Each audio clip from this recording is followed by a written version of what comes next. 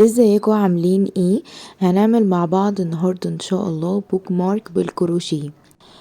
اول حاجة احنا هنعمل مع بعض عقدة البداية، ودي كنا عملناها بالتفصيل مع بعض قبل كده في فيديو. هبقى احط لكم لينك الفيديو في الديسكريبشن بوكس وفي الكومنتات برضو.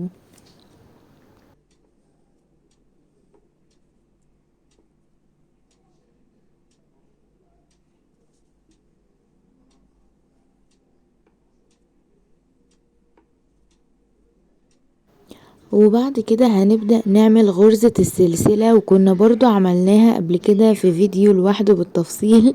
هحط لكم برضو اللينك.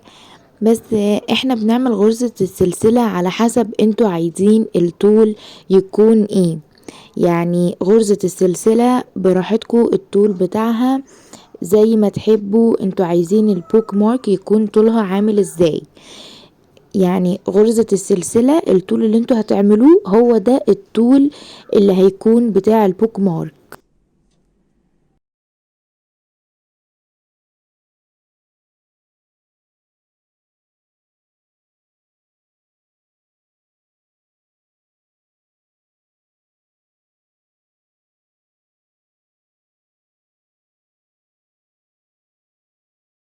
بصوا اهو ده الطول اللي انا حبيت اعمله.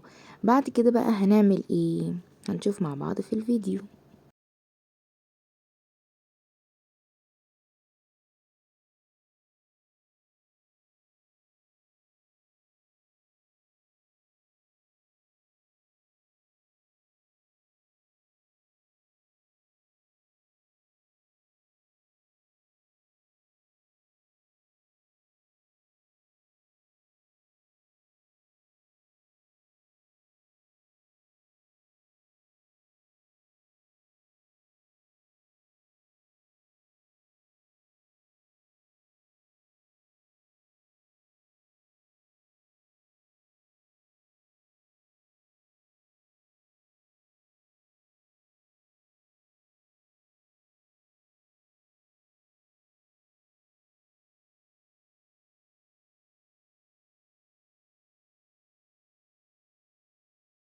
اهو بصوا خلاص انا عملت كل السلسلة بالغرزة دي، وبنوصل لحد اخر حتة اهي اللي هي الحتة دي.